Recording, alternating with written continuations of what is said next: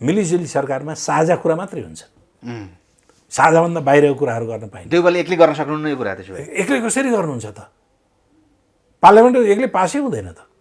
यत्रो विवाद भएको छ, नेपाली जनताले भनेको कुरा नसुन्ने, नेपाली जनताले उठाएका प्रश्नहरू नसुन्ने, ढाँट्ने, नेपाली जनतालाई छल्ने, के नेपाली जनता सबै मूर्ख हुन्? आजसम्म यी कुराहरू बारेमा बहस उठाएका मान्छेहरू मूर्ख हुन्?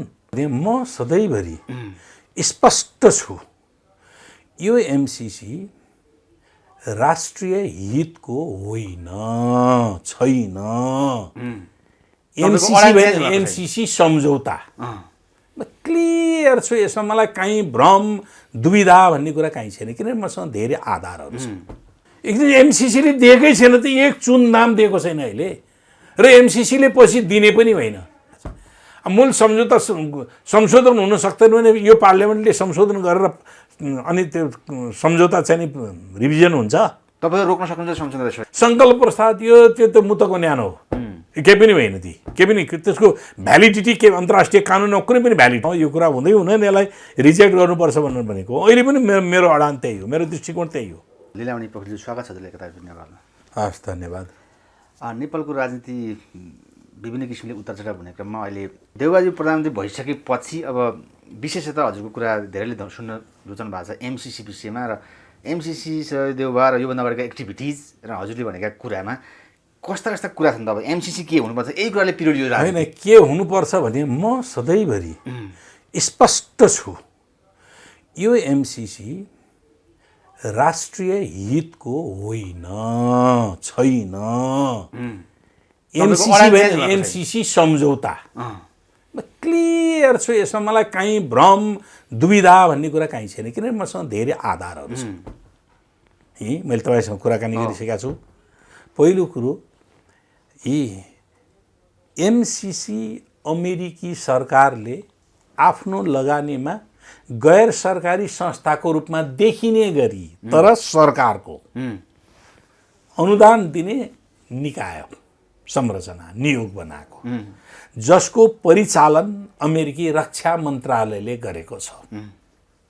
र सन् 2001 पछाडि ट्विन टावरको घटना पछाडि अमेरिकाको अनुदान र लगानी सम्बन्धी नीतिमा बदलाव आएको छ। अन्तर्राष्ट्रिय क्षेत्रमा अनुदान दिने र लगानी गर्ने, सहायता तथा लगानी गर्ने क्षेत्रमा बदलाव आयो, परिवर्तन गर्यो। त्यो परिवर्तनको सङ्केत, परिवर्तनको कुरो कहाँ? सन् 2002 मेक्सिकोमा भएको बैठकमा तात्कालीन राष्ट्रपति जर्ज डब्ल्यू बुशले सहायता सम्बन्धमा अमेरिकी सुरक्षा दृष्टिकोणलाई नै मध्यनजर गरेर अब सहायताहरू प्रदान गरिन्छ। उनले त्यो कुरा प्रष्ट शब्दमा भनेका छन्। त्यो सहायता प्रदान गर्नका निम्ति अमेरिकाको आफ्नै रहर पनि होइन। पहिले फेरि यो संयुक्त राष्ट्रसङ्घले विकसित मुलुकहरूले आफूले गरेको आम्दानीको केही प्रतिशत अनुदान अविकसित मुलुक विकासशील मुलुकहरूमा दिनुपर्छ भनेर निर्देशन दिइसके पछाडि अमेरिकाले त्यो कुरोलाई ल्यायो। अरू कतिपय जापान लगायतका हैन डेभलप्ड कन्ट्रीहरू छन् नि, हैन G7 लगायतका G18 लगायतका मुलुकहरू छन्, उनीहरूले विश्वव्यापी रूपमा अनुदान सहायता दिने, लगानी गर्ने आफ्नो रकम छुट्याएका छन्। अब यो 2003 को डिसेम्बरमा यसको कानुन बन्यो। 2004 मा यसको सुरुवात भयो कामको। 2005 मा पहिलो मेडागास्कर र घानामा उनले अनुदानको सुरुवात गरेको। 2004 बाट अनुदान दिन थालेको। अब 2000 मेडागास्करमा कृषि क्षेत्रमा अनुदान दिने भनेर लगानी गर्न थाल्यो। 13 लाख हेक्टर जमिन कोरियन कम्पनीलाई दिलाइयो र 8 लाख हेक्टर जमिन भारतीय एउटा कम्पनीलाई दिलाइयो र त्यहाँबाट उत्पादित माल सामान उनीहरू अन्तर्राष्ट्रिय बजारमा लगे। त्यहाँका जनता जस्ताको तस्तै भए। कुनै चेन्ज मल्टिनेसनल कर्पोरेसनहरूले शोषण गरे। त्यहाँको जीवनमा, आर्थिक जीवनमा केही पनि परिवर्तन भएन। अहिले त्यो फेलियर भयो। त्यस्तै लगभग 12वटा मुलुकहरूमा यही एमसिसी अन्तर्गत गरेका लगानीहरू फेलियर भएका छन्। यो कुरा वास्तविक हो। यो अन्तर्राष्ट्रिय तपाईँ डकुमेन्टमै हेर्न सक्नुहुन्छ। लगभग 37वटा जति मुलुकहरूमा उनीहरूले लगानी गरेका छ यस सम्बन्धी है। कतिपय आफ्नै उसले लगानी गर्ने 3वटा कुराहरूलाई आधार गरेको छ। एउटा सामरिक दृष्टिकोणले अमेरिकालाई साथ दिने मुलुकहरू हैन, एउटा अत्यन्तै गरिब मुलुकहरू तान्नलाई, अर्को सामरिक दृष्टिकोणले महत्त्वपूर्ण रहेका देशहरू। सामरिक दृष्टिकोणले हुन्छ नि, लोकेसन, उसको लोकेसन कस्तो छ त्यसका आधारमा उसले अनुकूलता, अन्तर्राष्ट्रिय सुरक्षा, अन्तर्राष्ट्रिय व्यापार, कारोबार आदिका निम्ति त्यो स्ट्रेटेजिक पोइन्टमा छ भने त्यस्ता मुलुकहरू र आफ्ना एलीहरू र असाध्य गरिब मुलुक जसलाई ड्र्याग गर्नका निम्ति आफ्नो अनुकूलतामा यो मापदण्ड अनुसार उसको प्रिन्सिपल त्यो बनेको छ। त्यो कहीँ लेखेको छ कि छैन भनेर भन्नुभयो भने भेट्दैन, त्यो फेरि त्यो एक्टिभिटीबाट थाहा हुने कुराहरू आउँछ अहिलेसम्म भएका कुराबाट। हो, अब यही सम्झौतामा आइपिएस भन्ने छ नि, इन्डो पेसिफिक स्ट्रेटेजी, हाम्रो सम्झौतामा, यो सम्झौतामा लेखेकै छैन। केही उपबुजुर्गहरूले भन्ने गर्छन् नि, कहाँ लेखा छ सम्झौतामा आइपिएससँगको सम्बन्ध भनेर लेखा छ, कहाँ लेखा छ भनेर उनीहरू भन्ने गर्छन्, लेखा छैन। तर अमेरिकाको सुरक्षा रणनीतिमा के लेखिएको छ त भन्दाखेरि उसको प्रतिवेदनमा स्पष्ट रूपले के लेखिएको छ भने आइपिएस अन्तर्गत यो हाम्रो सहायता सामग्री हो, सहायता हो भनेर प्रष्ट अमेरिकी अधिकारीहरूले बोलेका छन्। यी डकुमेन्ट छ हामीसँग, अमेरिकी दस्तावेजहरूमा त्यो कुराहरू उल्लेख छ। हजुरले भने जस्तै नेपाल पनि त गरिब मुलुक यत्रो 60-65 अरब, अब सुन्नु, किन तपाईँ विरोध गर्ने भन्ने जनताको कुरा हुन। अब विरोध गर्ने, हामी हाम्रो सुरक्षा, हाम्रो सार्वभौमिकता बेच्ने कि बचाउने? बचाउनु पर्यो। 50 करोड डलर कति हो? थोरै हो, देशको निम्ति के पनि होइन, केही होइन, हाम्रो के पनि होइन। एउटा देशको निम्ति 50 करोडको नथिङ, के पनि होइन। अहिले करप्सन कन्ट्रोल गर्नुहोस् त, 50 अरब डलर बराबरको यी निक्लिन्छ। एनसिएलको लिनु कति बाँकी छ? कर लिनु कति छ? तपाईँ हामी भन्नुहोस् न, योभन्दा बढी छ। अनि एउटा कम्पनीको कर लिन त्योभन्दा बढी रहेछ, बाँकी बढी रहेछ भने अनि 50 करोड डलर ठुलो भयो। अनि तपाईँ आफै भन्दै हुनुहुन्छ त्योभन्दा बढी छ। एउटा कम्पनी नेपालमा टेलिकमको एउटा कम्पनी हो त्यो, त्यस्ता कम्पनी कतिवटा छन्? त्यो मात्रै छन् र यहाँ ठुल्ठुला स्क्यान्डलहरू पनि भए कि भएनन्? भए। अब त्यो स्क्यान्डलको करप्सन कन्ट्रोल गरेर त्यो राज्यले असुल गर्ने भने कति हुन्छ? कति हुन्छ?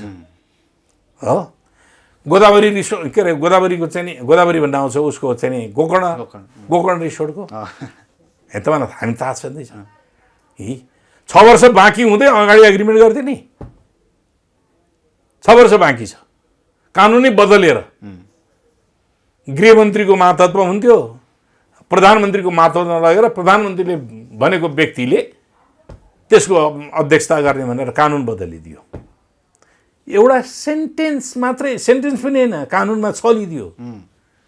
त्यहाँ शिक्षा र स्वास्थ्य भनेको थियो कानुनमा, त्यो चाहिँ नि के अरे उसको चाहिँ नि ट्रस्टको सम्पत्ति कहाँ प्रयोग गर्ने, त्यसको मुनाफा कहाँ प्रयोग गर्ने भन्दाखेरि शिक्षा र स्वास्थ्य क्षेत्रमा लगानी गर्ने भनेर चुसुक्क घुसाएर पर्यटन भनेर हालिदियो। पर्यटन भनिसकेपछि होटल त पर्यटनभित्र पऱ्यो, पर्यटन क्याम्प। कानुनी दृष्टिकोणले पनि रकमी पाराले यति झालझेलसँग कानुन 1 वर्ष अगाडि बदलेर भएको छ। अरू थुप्रै जहाजका काण्डहरू छन् है, अरू थुप्रै उहरू छन्। अहिले देख्नु न भ्रष्टाचारको कुरो, यी अहिले 1.5 महिना 2 महिनादेखि चाहिँ नि बिपिकेएसमा चाहिँ नि हडताल गरेका छन्।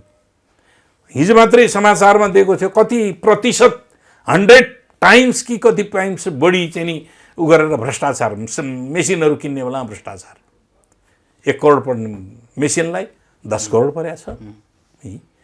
अब यस्ता भ्रष्टाचारहरू कन्ट्रोल गर्यो देशभित्र अनि पैसा आउँदैन। हामीलाई त्यही अनुचित शर्तहरू, यति शर्तहरू छन्, ती शर्तहरूको बारेमा हामीले हेर्नु पर्यो क्या। हाम्रो चाहिँ सम्झौताको मैले शर्त यहाँ ल्याएको छैन, मैले पहिले पनि भनिसकेँ हुनाले। तर अमेरिकासँग सम्बन्ध प्रगाढ हुन्छ भने यही गर्ने कि किन नगर्ने भन्ने कुरा अमेरिकासँग यो भएन भने अमेरिकासँग सम्बन्ध किन बिग्रिने? बिग्रिँदैन, बिग्रिने। तपाईँले मलाई दिन खोज्नु भएको छ, तपाईँले मनसाय राम्रो भएर दिन खोज्नु, मैले चाहिनँ, लेखिले भनेर तपाईँले दबाब दिने। मैले चाहिनँ, नेपाली जनताले चाहेन, मेरो परिवारले चाहेन, तपाईँको अनुदान मलाई चाहेन भनेपछि अनि तपाईँ दर्जनौँ पटक दबाब दिएर अनि त्यो सहायता लिनै पर्छ भनेपछि समथिङ इज हिडन दियर भन्ने बुझ्नुपर्छ नि। केही चिज सुपेको लुकेको छ त्यहाँनिर, स्वार्थ छ है, स्वार्थ छ भनेर लुकेको दिएर किन हुन्छ त? नत्र भन्नुहोस् न त मलाई, किन दबाब दिइन्छ त? यो अगस्त 15, 2020मा समाप्त हुने भनेको थियो थिएन यसको?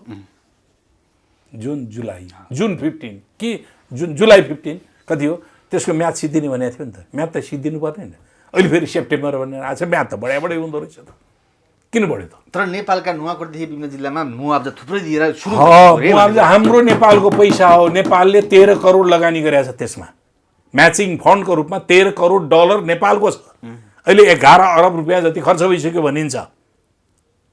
एमसिसीले पैसा दिएको छैन, एमसिसीको पैसा होइन त्यो, सब भ्रममा भइरहेछ अहिले। एकदम एमसिसीले दिएकै छैन त, एक चुन नाम दिएको छैन अहिले। र एमसिसीले पछि दिने पनि होइन। एमसिसीले आफ्नै कन्ट्र्याक्टर राखेर उसैले त्यसको भुक्तानी गरिदिने हो, उसैको अडिटिङ हुने हो, उसैले भुक्तानी गर्ने। अहिलेसम्म कोही त भन्छ नि प्रयोग भइसकेको छ, विभिन्न प्रधानमन्त्री कालदेखि नै भएर सुरु भइसक्यो। छैन, यो गलत कुराहरू हो। एग्रिमेन्ट लास्ट हुन्छ क्या। एग्रिमेन्टको पहुँचमा पुगिसके पछाडि कुरा नमिलेपछि ब्रिज हुन्छ, ब्रेक हुन्छ कि हुन्न? हुन्छ कि हो। 2011देखि सुरु भएको, 2015 प्रिन्सिपल करिब करिब टुङ्गिएको। तर एउटा कुरा के मान्नुहोस् भन्नु भन्दाखेरि यो हामीले नै प्रपोज गरेको अगाडि बढाएको छ नि, हामीले नै माग गरेको योजना हो भनेर भन्नुभयो भने तपाईँ भ्रममा हुनुहुन्छ। नेपाल डायग्नोस्टिक हेर्नु, नेपाल ग्रोथ डायग्नोस्टिक भन्ने हेर्नुहोस्। नेपाली ब्युरोक्राट्सहरू राखेर नेपालको विकास सम्बन्धी समस्याहरू कहाँ के छन् भन्ने कुराहरूको अध्ययन गरेको कार्यदलको प्रतिवेदन हो। तर त्यसमा 8 जना मान्छे लिड एजेन्सीका रूपमा एमसिसीका मान्छे छन्। रिपोर्ट मसँग छ, लिड एजेन्सीका मान्छे। त्यसले के भनेको छ त भन्दाखेरि नेपालको डेभलपमेन्टको ब्यारियर भनेको रोड र ट्रान्समिसन लाइन हो भन्यो। त्यही रोड र ट्रान्समिसन लाइन कसले एडभाइस गर्यो? एमसिसीले माग्नलाई। तिमीले यो माग भनेर माग लगाइयो। नेपालको फन्डामेन्टल बेसिक चिज प्रब्लम त्यही हो। नेपालको भूमि सम्बन्धी समस्या होइन, नेपालको नागरिकता सम्बन्धी समस्या होइन, नेपालको अरू समस्या छैन। नेपालको इलेक्ट्रिसिटी डेभलपमेन्ट सम्बन्धी समस्या अरू होइन।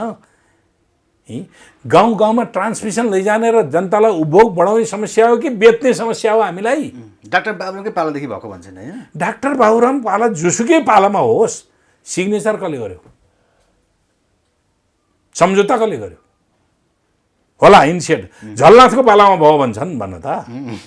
झलनाथको पालामा झलनाथले त्यो रिपोर्ट हेरेर यो एमसिसी ठिक छ कि छैन, एमसिसीसँगको एग्रिमेन्ट ठिक छ कि छैन भन्या हो र झलनाथले? झलनाथ प्राइम मिनिस्टर हुनुहुन्थ्यो होला, बाबुराम प्राइम मिनिस्टर हुनुहुन्थ्यो होला, अनन्त अर्थमन्त्री हुनुहुन्थ्यो होला, बा अरू कुनै कोही हुनुहुन्थ्यो होला। तर एग्रिमेन्ट कसको बेलामा भयो भन्ने हो। एग्रिमेन्ट कसले गर्यो त? एग्रिमेन्टमा भएका ती फ्लजहरू, ती चाहिँ नि नेपालको हित विपरीत कुराहरू, त्यो त्यहाँ त बाबुरामले लेखे होइन होला, त्यहाँ त झलनाथले लेखेन होला, शेरबहादुरले पनि होइन होला, अनन्तले लेखेन, शेरबहादुरले लेखेन होला, सुशील कोइराला पनि लेखेन होला। सुशील कोइराला प्रधानमन्त्री भएको बेलामा भएको। त्यहाँ एग्रिमेन्ट सिग्नेचर गर्ने बेलामा ती चिजहरू हाम्रो हित अनुकूल छन् कि छैनन् भनेर हेर्ने हो। राष्ट्रिय सर्वोपरि हितका छन् कि छैनन्। अमेरिकाले दिने, नेपालले लिने, यो अन्तर्राष्ट्रिय कानुन अन्तर्गतको सन्धि हुन्छ। यो सिम्पल कन्ट्र्याक्ट हुन्छ, सामान्य करार हो। त्यो चिज के हो त भन्दाखेरि अमेरिकाले दिन्छ।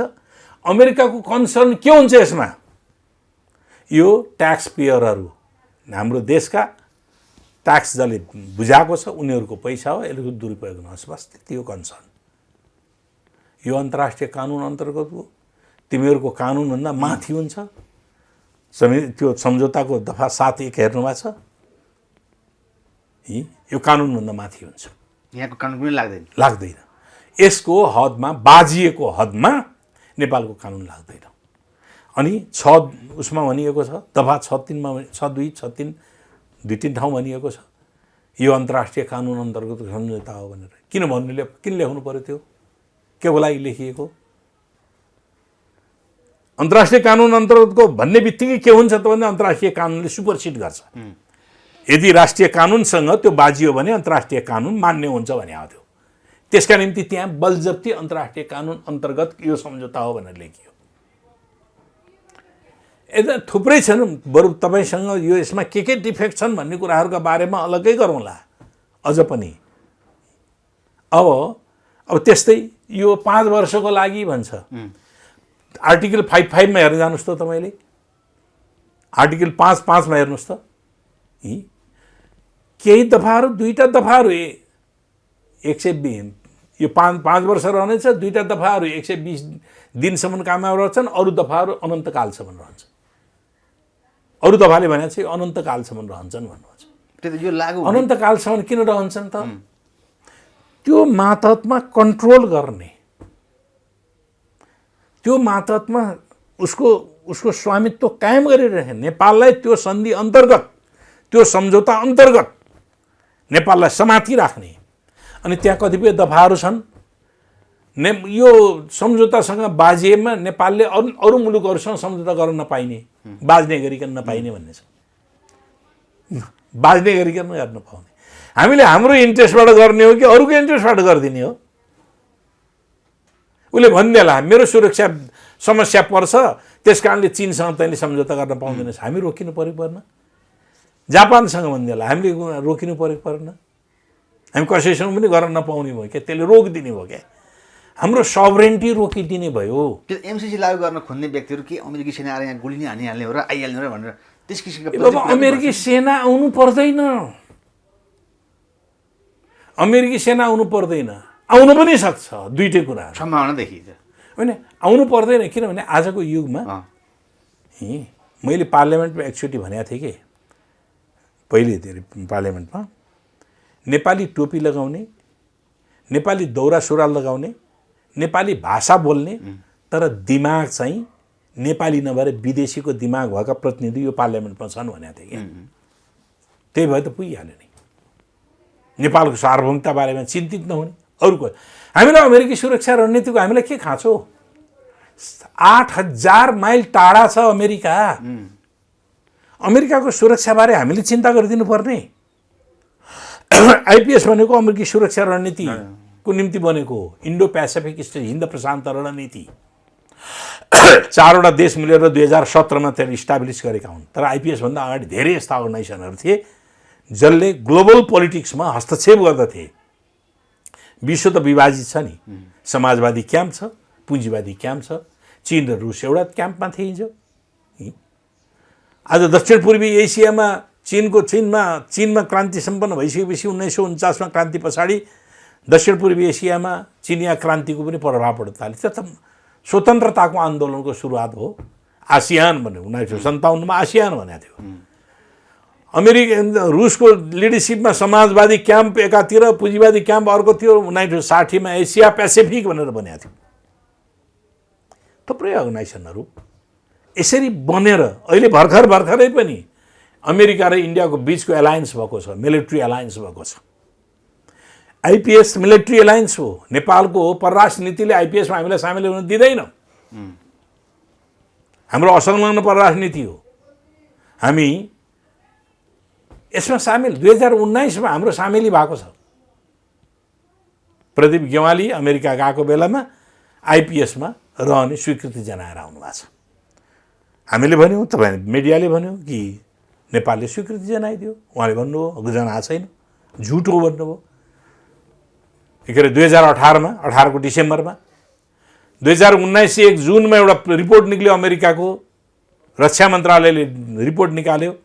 त्यो रिपोर्टमा खुलेर प्रष्टसँग लेखियो नेपाल यसको पार्टनर बन्यो भनेर त्यो रिपोर्टमा आइदियो। झुट त उदाङ्ग भयो नि त। हाम्रो मुलुकमा हाम्रो परराष्ट्र नीति, हाम्रो संविधान, हाम्रो कानुनले अन्तर्राष्ट्रिय सैनिक गठबन्धनमा सामेल हुन अनुमति दिन्छ।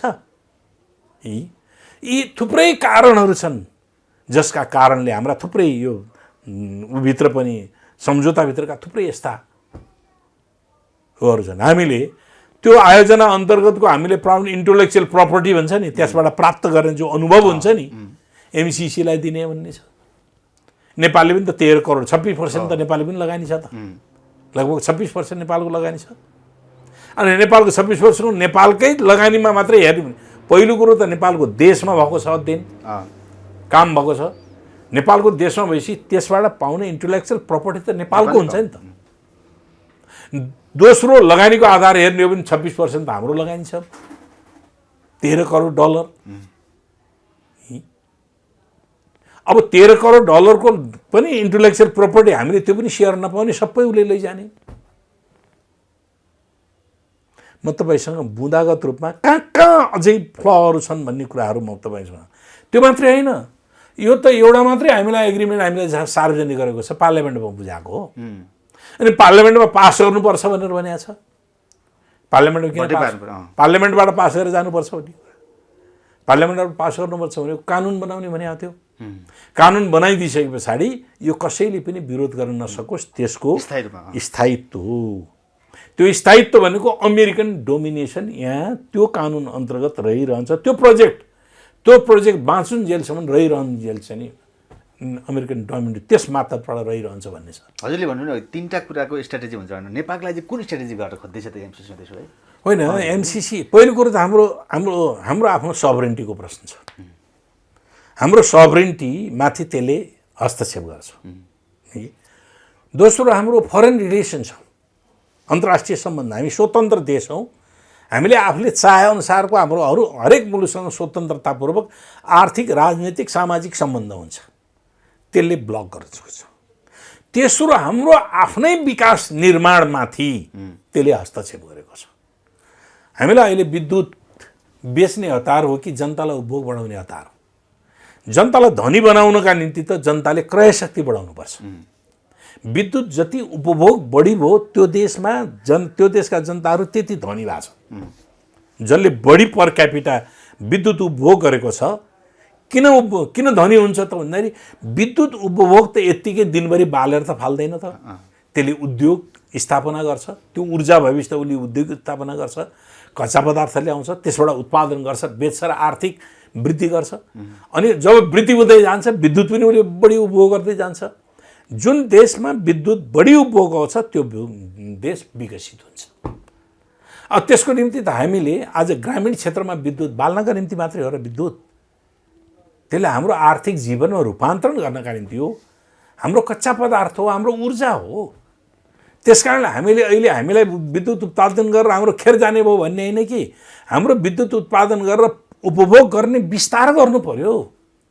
हाम्रो सिमेन्ट उद्योगहरू छ, हामी कहाँ सिमेन्टको निम्ति कच्चा पदार्थ प्रशस्त मात्रामा छ। सिमेन्ट उद्योगमा आत्मनिर्भर बनाऊ न, किन विदेशी सिमेन्टहरू हामीले ल्याउने?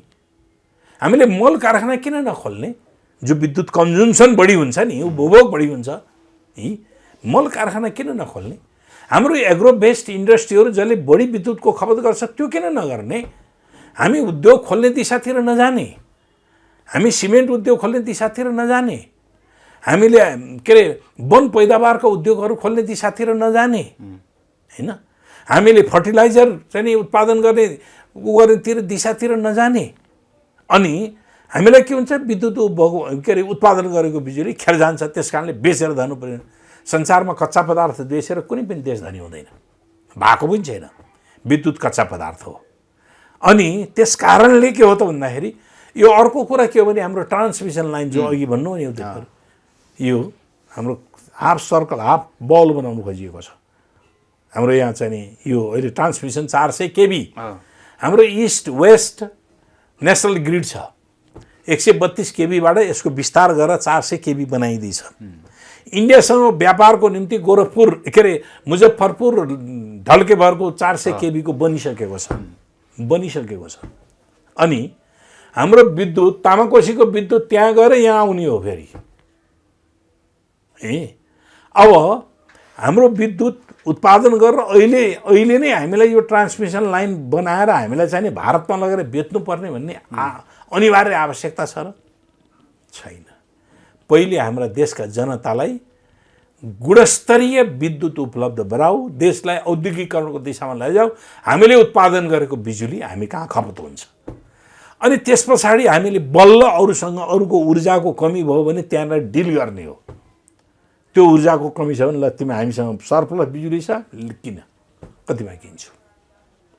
यो हो अहिले 400 केबीको ट्रान्समिसन लाइन, पहिले इस्ट वेस्ट ट्रान्समिसन लाइन बनाऊ, त्यसको क्षमता विस्तार गर, त्यो बनाउन थालिरहेको छ।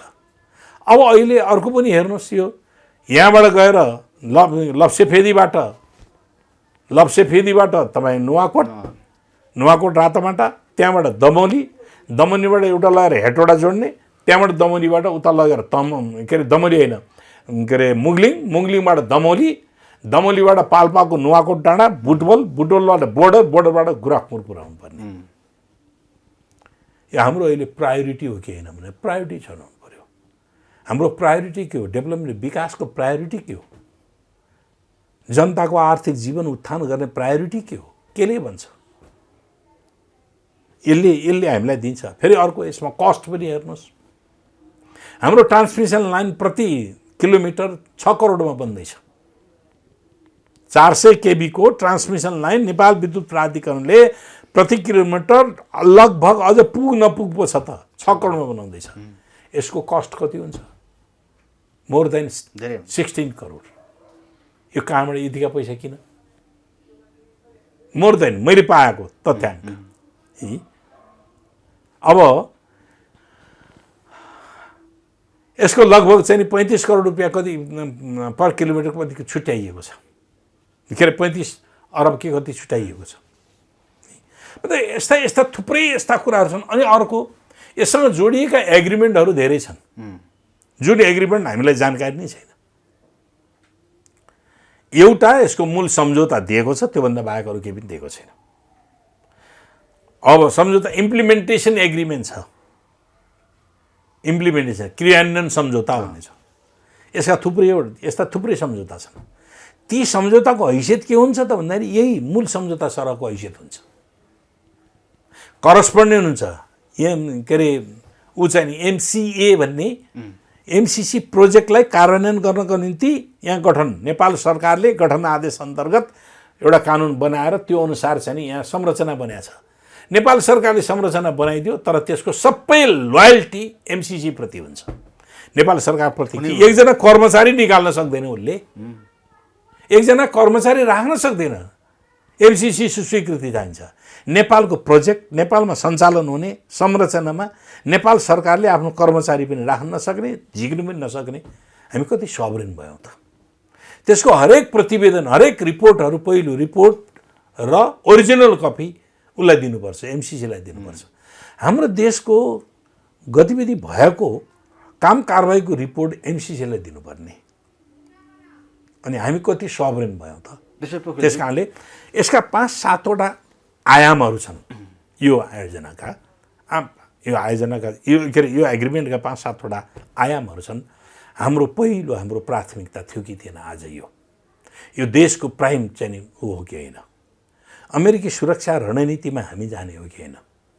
अमेरिकाको सुरक्षा कन्सर्न, बरु हामीलाई चीनले हाम्रो सुरक्षा बारेमा नेपालले संवेदन अनुसार भारतले संवेदन हुनुपर्छ भनेर क्वेसन गर्नु ठिक, किनभने हाम्रो सिमाना जोडिएका मुलुकहरू हुन्। छिमेकी मुलुक भारतले उठाउँदाखेरि मेरो सुरक्षा रणनीतिमा केही समस्याहरू आयो भने नेपालसँग पनि हामी सरोकार राख्दछौँ भनेर भन्नु ठिक होला, चीनले भन्नु ठिक होला। तर अमेरिकासँग हाम्रो त नातै छैन त, टाढा छ हो। हामीसँग दौत्य सम्बन्ध, मित्रतापूर्ण सम्बन्ध छ, ठुलो देश हो, विकसित देश हो। हामीले धेरै वर्ष सबभन्दा पुरानो सम्झौता भएको, सहमति भएको चाहिँ नि मैत्री सम्बन्ध भएको देश हो।